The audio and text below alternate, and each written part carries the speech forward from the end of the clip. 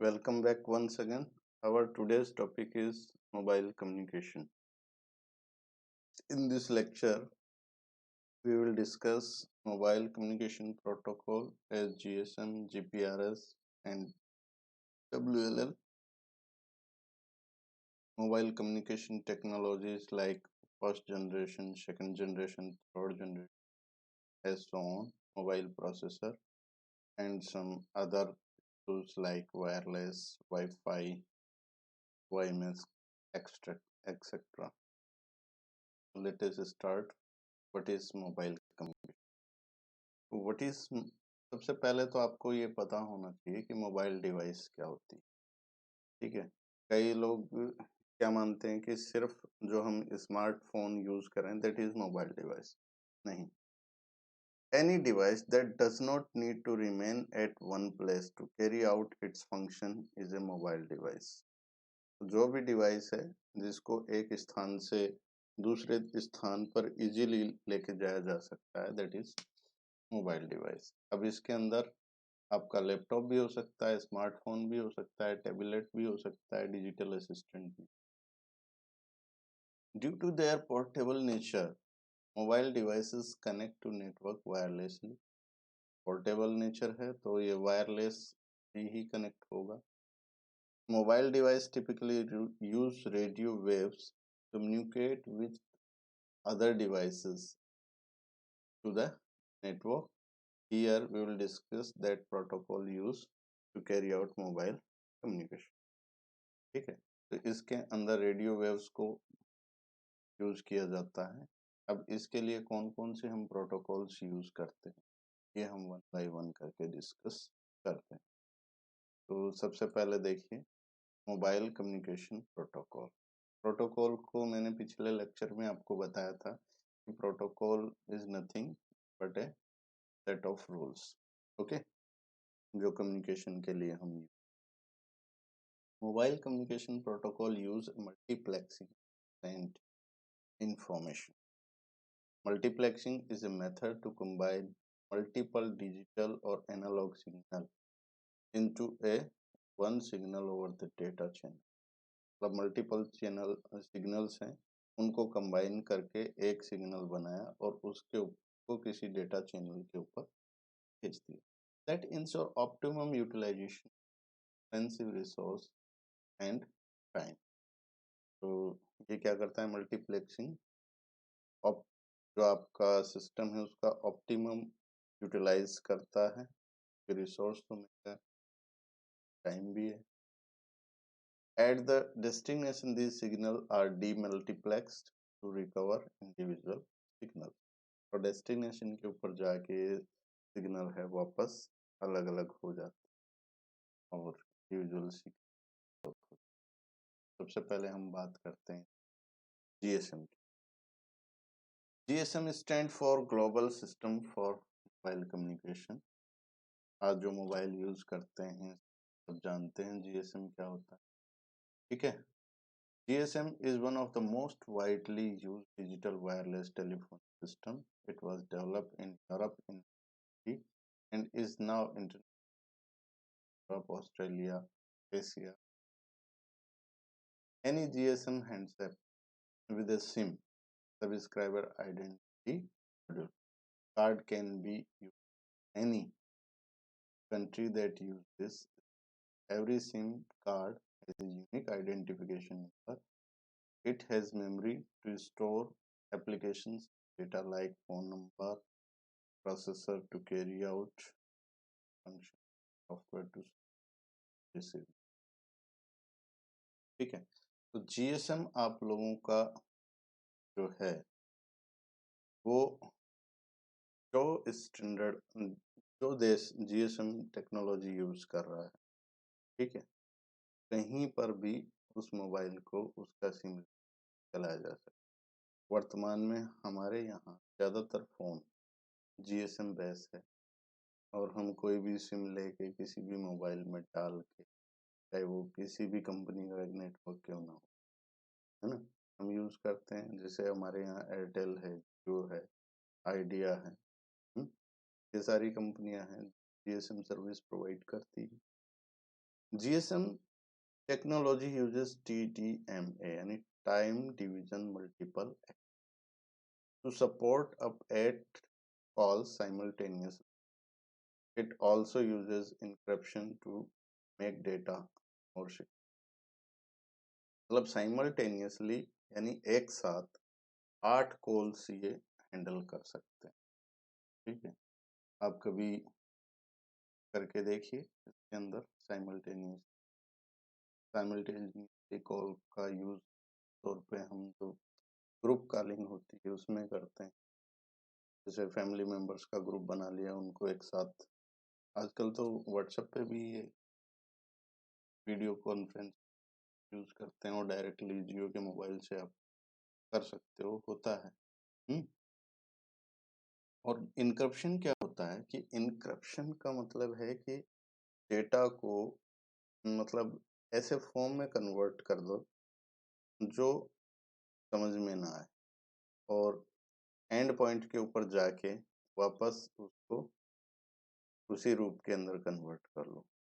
ठीक है, तो ये आपका इनक्रप्शन और डिक्रप्शन होता है। ठीक है, तो जब इनक्रप्टेड फॉर्म के अंदर डेटा एक जगह से दूसरी जगह पर ट्रांसमिशन होता है तो बीच में अगर कोई उसको टेम्पर भी करता है तो भी उसके समझ में कुछ आता है कि इन्होंने क्या टेम्पर किया, जब तक कि उसको वो की मालूम नहीं। Anyway, the frequency used by the international standard is 900 megahertz to 1800 megahertz. However, GSM phones use 19 megahertz frequency and hence are not compatible with the international system. ठीक है, तो जो अलग यूएसए वाले फोन है वो हर जगह के लिए कंपेटेबल नहीं। फिर उसके बाद है CDMA। CDMA stand for code division multiple access. It was first used by the British military during World War II. After the war, its use spread to civilian areas due to high service quality. तो जो आप लोगों का ये CDMA है, इसकी quality as compare to GSM बहुत अच्छी है। शुरू के अंदर कुछ कंपनियां थी जिन्होंने इनबिल्ट सिम वाले सेट प्रोवाइड किए थे, जिसमें एक तो टाटा कम्युनिकेशन वाली थी, एक शुरू के अंदर रिलायंस कंपनी का GSM, एक CDMA और GSM दो मॉडल थे रिलायंस के। उसके अंदर GSM की क्वालिटी बहुत पुअर थी और जो CDMA थी उसकी क्वालिटी बहुत अच्छी। तो अभी भी कुछ कंपनियां हैं जो CDM सर्विस प्रोवाइड करती है, लेकिन ज़्यादा अक्सरियत है, ज़्यादा है वो हमारे पास GSM की। As each user get the entire spectrum all the time, voice quality is very high. Also, it is automatically encrypted and hence provide high security. Null encryption, interception, eavesdropping dropping. अब eavesdropping dropping क्या होता है? eavesdropping dropping का वही है कि बीच के अंदर चोरी छिपे से कोई हमारे कम्युनिकेशन को इंटरसेप्ट कर ले, है ना, वो eavesdropping ड्रॉपिंग। तो ये इन चीज़ों से डेटा बचा के रखता है। जिनको हाई सिक्योरिटी ऑफ डेटा चाहिए वो फिर इस टेक्नोलॉजी का यूज़ करते हैं, ज़्यादा से ज़्यादा ये प्राइवेसी। ठीक है, उसके बाद आपका है WLL। तो ये WLL है, ये वायरलेस इन लोकल लूप, मतलब 15-20 किलोमीटर की दूरी के अंदर वायरलेसली इन्होंने एक सर्विस शुरू की थी। मुझे याद है BSNL ने एक बार ये शुरू कर दिया था कि भाई लैंडलाइन हटा दीजिए और उसकी जगह WLL देने शुरू कर दीजिए। तो ये सर्विस इनकी ज़्यादा चली नहीं। अब आज जो WLL कहीं मैं अपने शहर में देखता हूँ तो जो लाइनमैन टेलीफोन ठीक करते हुए घूमते हैं उनके पास ही देखने को मिलता है, बाकी WLL बहुत कम है। WLL stand for wireless in local loop. It is a wireless local telephone service that can be provided in homes or offices. The subscriber connect to their local exchange instead of the central exchange wirelessly. Using wireless link eliminated last mile or the first mile construction of the network connection, hereby reducing cost and setup time. As data is transferred over very short range, it is more secure than the wired network. WLL system consists of user handset and a base station. The base station is connected to the central access as well as an antenna. The antenna transmits to and receives call from users through the terrestrial microwave link. Each base station can support multiple handsets depending on its capacity. ठीक है, तो ये आपका wireless local loop था। ठीक है, अब ये छोटे छोटे टॉपिक हैं, इनकी आप फुल फॉर्म और डेफिनेशंस याद कर लीजिए, एक एक नंबर के आ सकते हैं। कि टोटल नेटवर्किंग का पोर्शन है हमारा 10 मार्क्स का है, लेकिन इसके अंदर टॉपिक इतने ज़्यादा इन्होंने दे दिए कि 10 मार्क्स के हिसाब से टॉपिक बहुत ज़्यादा है। तो इस हिसाब से का केवल ओवरव्यू देख रहे हैं और बुक्स में भी इसका केवल ओवरव्यू ही दिया हुआ है, डिटेल स्टडी नहीं है। अगला है आपका जीपीआरएस। तो जीपीआरएस टेक्नोलॉजी का यूज आमतौर पे जो इंटरनेट सर्विसेज के लिए किया गया था, ये जो 2G और 3G सेट हमारे पास अवेलेबल थे, उसके अंदर डेटा पैक डलवाया जाता था। अब तो ये मिनिमाइज हो गया है, ये भी कहीं कहीं लोग का यूज करते हैं। GPRS stand for General Packet Radio Services. It is a packet-based wireless communication technology that charges user based on the volume of data they send rather than the time duration for which they are using the service. मतलब आप data कितना consume कर रहे हो, इसके हिसाब से आपको पे करना है, न कि कितना टाइम यूज कर रहे हो। This is possible because GPRS sends data over the network in packet and its throughput depend on the network traffic. As traffic increases, services qualities may go down due to congestion. Hence, it is logical to charge the user as per data volume transmitted.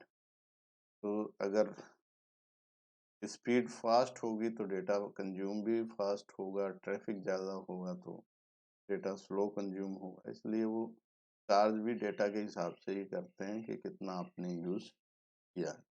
GPRS is the mobile communication protocol used by 2G यानी second generation and third generation of mobile telephony. It played speed of 56 kbps to 114 kbps।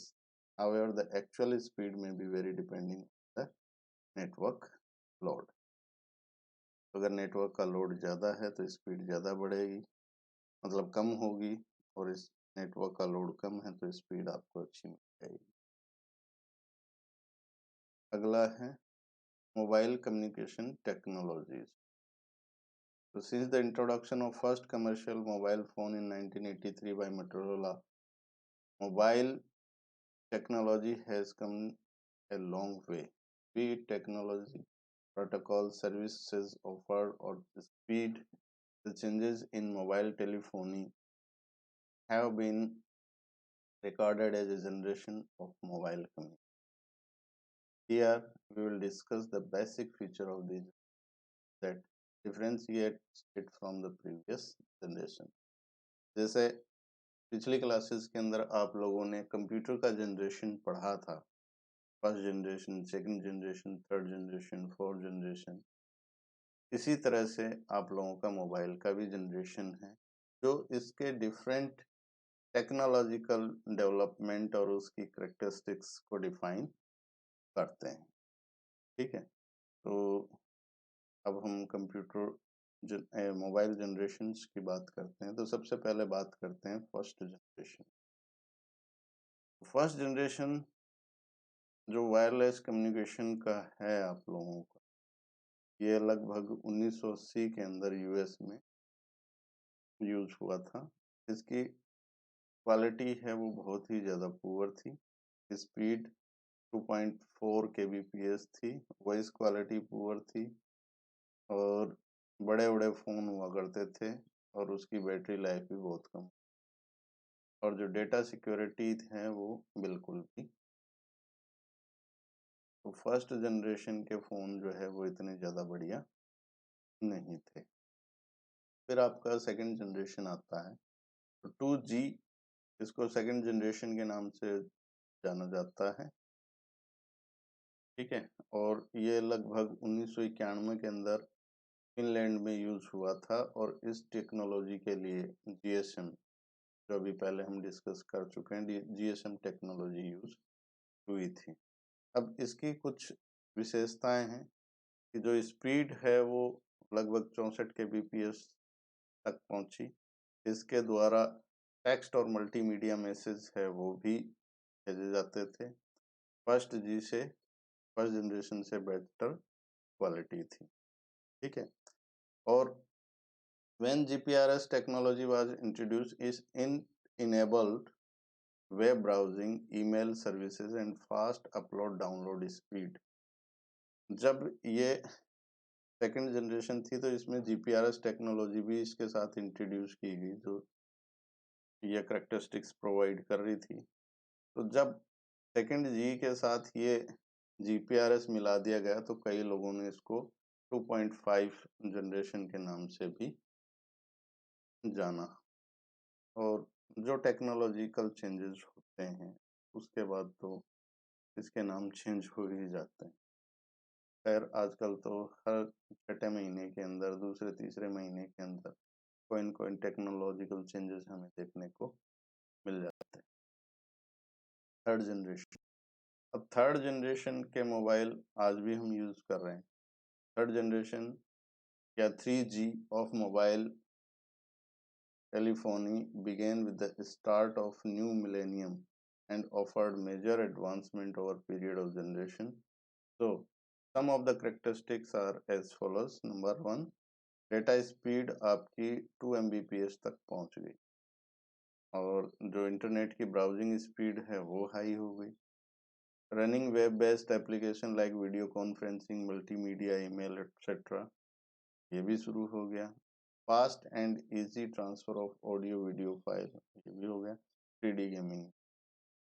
Even coin has two side, भाई देखो सिक्के के दो पहलू होते हैं। Here are some downside of 3G technology also. अब इसके कुछ खामियां कुछ कमियां भी थी। वो क्या थी? नंबर 1, इसके लिए फ़ोन बड़े एक्सपेंसिव यूज हुए, जिसको हम स्मार्ट मोबाइल के नाम से जाना जाता है ना। तो वो एक्सपेंसिव फ़ोन थे, जहाँ 1000-1200 में एक 2G 3G मोबाइल हम यूज कर लेते थे, उसके स्थान के ऊपर इनकी रेट है वो बढ़ गई।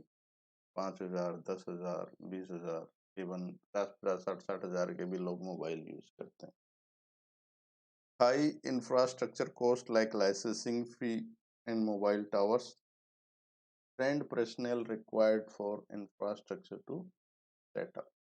जैसे जैसे कॉम्प्लेक्सिटी बढ़ती है तो स्किल्ड जो टेक्नीशियंस हैं उनकी आवश्यकता भी हमें बढ़ती है, और उसी लेवल का हमें इंफ्रास्ट्रक्चर भी डेवलप करना पड़ता। तो ये इसके कुछ थे साइड। फिर उसके बाद हमारा आता है fourth generation, 4G technology. Keeping up the trend of a new mobile generation every decade, fourth generation of mobile communication was introduced in 2011. Its major characteristics are, अब हमारे पास तो सारी चीजें लेट से पहुंचती हैं। Speed of 100 Mbps to 1 Gbps, mobile web access, high definition mobile TV, cloud computing और IP telephone. ये इसकी मेजर एप्लीकेशंस थी। तो आप थोड़ा गूगल कीजिए इसके अंदर 4G टेक्नोलॉजी की क्या क्या विशेषताएं, मैंने इसमें सिंपल ये समराइज किया है। And you people can browse these things because of today we are living in 4th generation technology। ठीक है, तो इसकी और ज़्यादा एप्लीकेशंस को ढूंढिए और एक असाइनमेंट के रूप में लीजिए कि what are the characteristics of 4th generation technology. Okay, उसके बाद 5th generation। The 5th generation communication system provide a far higher level of performance than previous generation of mobile communication. A new 5th generation is not just the next version of mobile communication evolving from 1, 2, 3, or 4, but it provide a new approach giving ubiquitous connectivity. The 5th G technology is very different, providing system had evolved the driver more by what could be done with the latest technology. The 5G technology has been driven by specific users and application।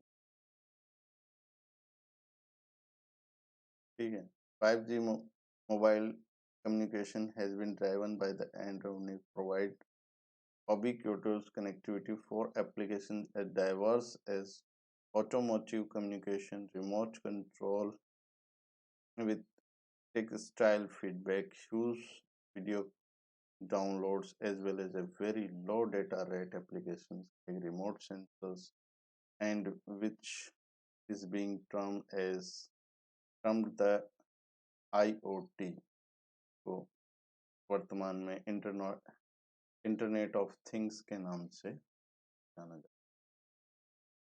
तो कहने का अर्थ ये है कि अभी तक 4th generation के अंदर जो कुछ नहीं हुआ है ना, वो आगे 5th generation के अंदर करने का सोचा जाए। ठीक है, लाइकवाइज 5th generation के जो कंप्यूटर है उसमें आर्टिफिशियल इंटेलिजेंस की बात की जा रही थी। इसी तरह से ये जो चीज़ें बताई है ये 5th generation की टेक्नोलॉजी।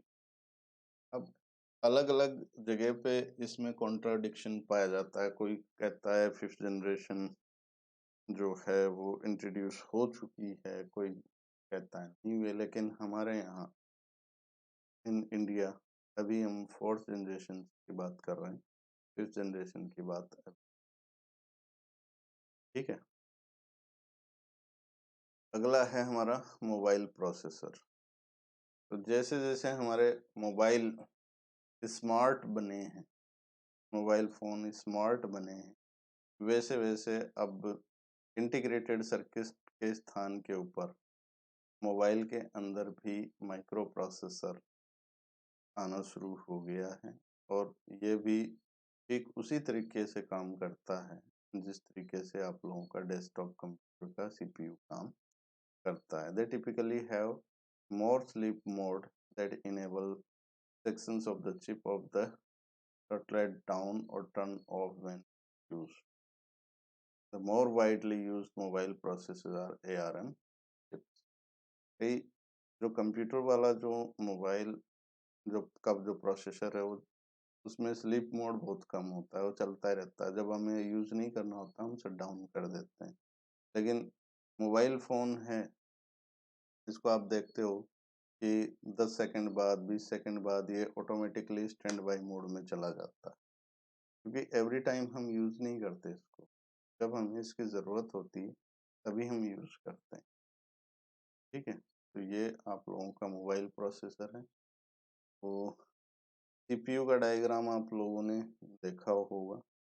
अब थोड़ा सा मोबाइल डायग्राम भी आप देख लीजिए, इसके अंदर मेन कौन कौन से कंपोनेंट होते हैं। ये तो सारा का सारा एक ही सिंगल चिप के ऊपर डिजाइन होता है, जबकि लैपटॉप या फिर डेस्कटॉप के अंदर थोड़ा सा कंपोनेंट है वो अलग अलग आप लोगों को देखने आपको मिलते हैं। ये मोबाइल डायग्राम है, ये अपनी नोटबुक में नोट डाउन कर लीजिए। ठीक है, इसको 1 बाय 1 करके देख लेना। फिर उसके बाद हमारा अगला टॉपिक है वाईफाई। अब मुझे नहीं लगता कि आप लोगों में से कोई बच्चा ऐसा होगा जो वाईफाई के नाम से परिचित ना हो। वर्तमान में जब से लॉकडाउन चला है तब से ज़्यादातर जो चीज़ें हैं ये वाईफाई के ज़रिए या फिर हॉटस्पॉट के ज़रिए मोबाइल के ज़रिए क्लासेस हो रही हैं। तो सभी लोग इस चीज़ से परिचित हो चुके हैं, लेकिन फिर भी हम बता देते हैं। Wifi is a the acromion for wireless Fidelity. Wi-Fi technology is used to achieve connection to the internet without a direct cable between device and internet service provider. Wi-Fi enabled device and wireless router are required to set up a Wi-Fi connection. These are some characteristics of wireless connection. पहली बात तो ये कि इसकी जो range है वो लगभग 100 यार्ड, 100 गज। समटाइम लोग इसको मीटर भी यूज कर देते हैं, लेकिन ये यार्ड है, मीटर नहीं है। ठीक है। Insecure connection through out throughput of 10 to 12 Mbps. If a PC or laptop does not have Wi-Fi capacity, it can be added using Wi-Fi card also. मतलब कहने का सीधा सीधा सा अर्थ ये है कि अगर आपको वाईफाई लगाना है तो वाईफाई के लिए एक वाईफाई राउटर चाहिए जो वाईफाई का सिग्नल भेजेगा। ठीक है, जिसको आप हॉटस्पॉट के नाम से भी जान सकते हो। ठीक है, और ये जो वाईफाई सिग्नल है ये आप लोगों के वायरलेस डिवाइस से भी जनरेट हो सकता है और वायर्ड डिवाइस से भी जनरेट हो सकता है। सपोज आपके घर में बीएसएनएल का ब्रॉडबैंड कनेक्शन है तो उससे भी आप वाईफाई जनरेट कर सकते हो। मोबाइल का हॉटस्पॉट ऑन करके भी आप वाईफाई जनरेट कर सकते हो। इसके दोनों तरीके हैं। वाईफाई रूटर वो है जो आप लोगों के वायरलेस सिग्नल को स्प्रेड करता है, जो लगभग 100 गज की दूरी तक फैलते हैं। तो वर्तमान में जो बीएसएनएल मॉडेम प्रोवाइड करता है, डीएसएल या एडीएसएल, उसके अंदर आप लोगों का वाईफाई का इनबिल्ट फैसिलिटी आता है और आप चाहो तो 1000-1500 रुपए के अंदर एक राउटर खरीद के भी उसमें लगा सकते हो। ठीक है, तो ये आप लोगों का वाईफाई है। इसके बाद आपका एक और टेक्नोलॉजी है जिसको वाईमैक्स के नाम से जाना जाता है। ठीक है, इसकी क्वालिटी जो है वो वाईफाई की तुलना में थोड़ी सी अच्छी मानी जाती है। ठीक है, और इसके लिए फिर आप लोगों को जो वायर्ड टेलीफोन कनेक्शन है उसकी ज़रूरत नहीं। इसके बजाय वाईमैक्स का एक छोटा सा एंटीना इंस्टॉल किया जाता है छत के ऊपर, उसी के माध्यम से ये जो कनेक्शन है वो प्रोवाइड किया जाता है। ये भी ब्रॉडबैंड वायरलेस एक्सेस आपको प्रोवाइड करता है और ये जो रेंज है वो लगभग 6 माइल तक है। मल्टी लेवल इनक्रिप्शन अवेलेबल है और इसका थ्रूपुट है वो 72 Mbps मेगाबिट्स पर सेकेंड। ये आप लोगों का वाईमैक्स है। वाईमैक्स है, अगर आपने वाईमैक्स लगाना है तो आई विल रिकमेंड दैट कि बिफोर इंस्टॉलिंग वाईमैक्स पहले आप चेक कर लीजिए कि आपके एरिया के अंदर उसके सिग्नल आते हैं नहीं आते। क्योंकि अगर टेलीफोन लगाएंगे तो टेलीफोन तो वायर्ड होता है, उसके सिग्नल हर जगह होते हैं। तो वाईमैक्स के सिग्नल कई जगह नहीं होते। पिछले स्टेशन पे जहाँ था मैंने ट्राई की थी तो हमारे यहाँ वाईमैक्स के सिग्नल रहे थे, जबकि वहां से 100 मीटर की दूरी पे बहुत अच्छा सिग्नल मिल रहा था। तो ये पूरा का पूरा वायरलेस है, तो बी केयरफुल अबाउट इट। लगाने से पहले एक बार टेस्ट जरूर कर लीजिए। तो ये हमारे कुछ मोबाइल कम्युनिकेशंस के पॉइंट थे जो हमने इस चैप्टर में डिस्कस किए। ये इसके असाइनमेंट आपको दिए गए हैं, ये असाइनमेंट कीजिए और इसका रिकॉर्ड अपनी नोटबुक में जरूर रखिए। Thank you very much.